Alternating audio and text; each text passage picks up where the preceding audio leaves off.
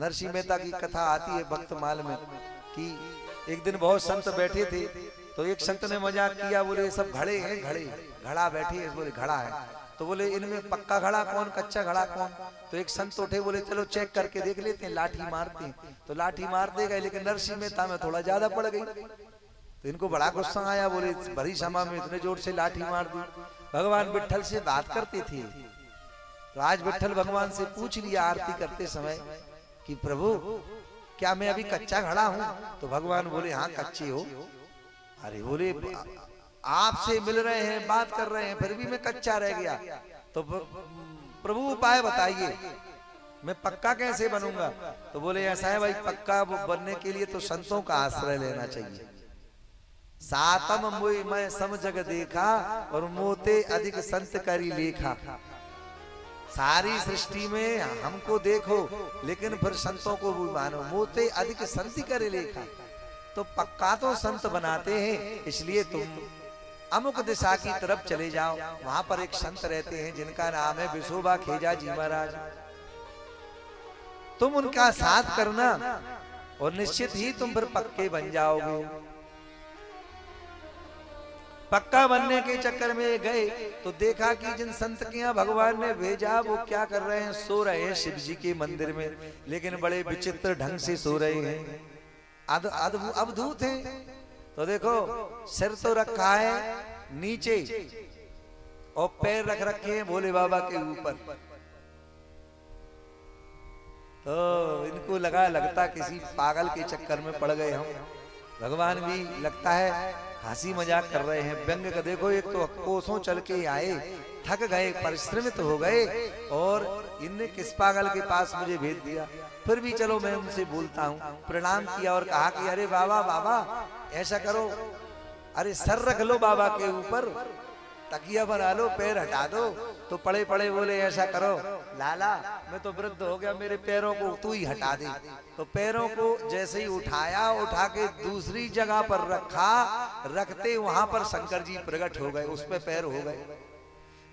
पूरे मंदिर की परिक्रमा में जहां जहां पैर उठावे और पैर रखें, वही शंकर जी प्रकट हो जावे, सोई चरणों में गिर पड़े। महात्मा में आपको जान नहीं पाया, बस मैं तो आपका संग करने के लिए आया हूँ। तो महात्मा हंसने लगे, महाप्रभु ने तुमको भेजा है, कुछ दिन मेरे साथ रहो, तुम्हारी व्यापक दृष्टि हो जाएगी। साधारण नहीं है व्यापक दृष्टि होना,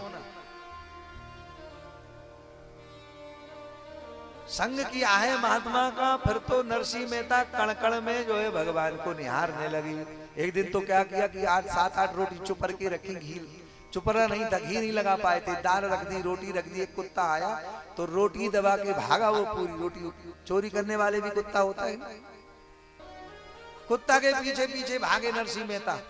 अरे प्रभु ऐसे क्यों भाग रहे हो, इसमें घी और लगवा लो, सूखी रोटी के लेके क्यों भाग रहे हो। एक जगह एक कीर्तन हो रहा था, बड़ा दिव्य कीर्तन, साधु महात्मा बैठ करके कीर्तन कर रहे थे। वृद्ध महात्मा थे, ये जवान थे। कहा अरे नरसिंह ऐसो कर, हम लोगों को बहुत जोर से प्यास लगी है, नहीं कि घड़ान में पानी भल्ला, 2 घड़ा है हमारे पास, सामने एक तालाब है। अच्छा वो तालाब में बहुत प्रेत, भयंकर प्रेत रहते थे, 2, कई लोग डर के मर चुके थे, बड़े भयंकर प्रेत थे। तो इनकी तो व्यापक दृष्टि बन गई थी, सर्वत्र भगवत दर्शन करते थे। पानी लेने के लिए पहुंचे, जैसे ही घड़ा को भरा है तो घड़ा भरने ही वाले थे कि 2 प्रेत जो है तालाब के पास सामने खड़े हो गए, लंबे लंबे एकदम, वायु का रूप है, जितनी चाहे लंबाई बढ़ा ले, लंबे लंबे प्रेत, लंबे लंबे दांत। तो देखा इन्होंने तो डरे नहीं, क्योंकि संत की अब शरण में और भगवान की शरण में रहने वाले हैं।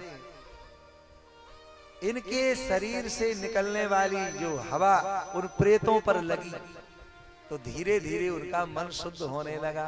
लेकिन ये गाने लगे, अरे विट्ठलनाथ, प्रेत को देख करके क्या गाने लगे, अरे विट्ठलनाथ आप तो छोटे थे, इतने बड़े कैसे हो गए, आप लंबकनाथ क्यों बन गए। आज मेरे आए लंबकनाथ, आज मेरे आए लंबकनाथ, धरती पाव स्वर्ग लो माथो, जो जन भरी भरी हाथ, शिव सनकादिक पार न पावे, ऐसे नाथ विराजो आप।